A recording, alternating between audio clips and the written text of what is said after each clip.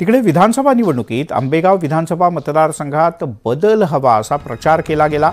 पण मी त्या सगळ्यांना विचारू इच्छितो की माझी काय चूक झाली की तुम्ही मतदारसंघात बदल करण्यासाठी पावलं टाकलीत, असं भावनिक विधान माजी मंत्री दिलीप वळसे पाटील यांनी मंचर इथे आयोजित एका आभार मेळाव्यात केलं। साहेब मंत्रीपद घ्या असं म्हणणाऱ्या कार्यकर्त्यांना वळसे पाटील यांनी सुनावलं।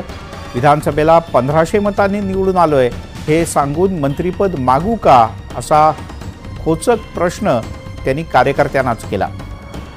मंत्रीपद पाहिजे काय काय सांगू, 1500 मतांनी निवडून आलो, मला मंत्री करा।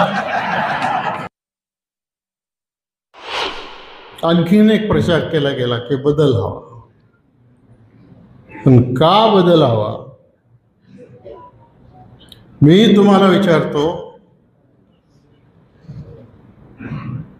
तर काय माझी चूक झाली की ज्याच्यामध्ये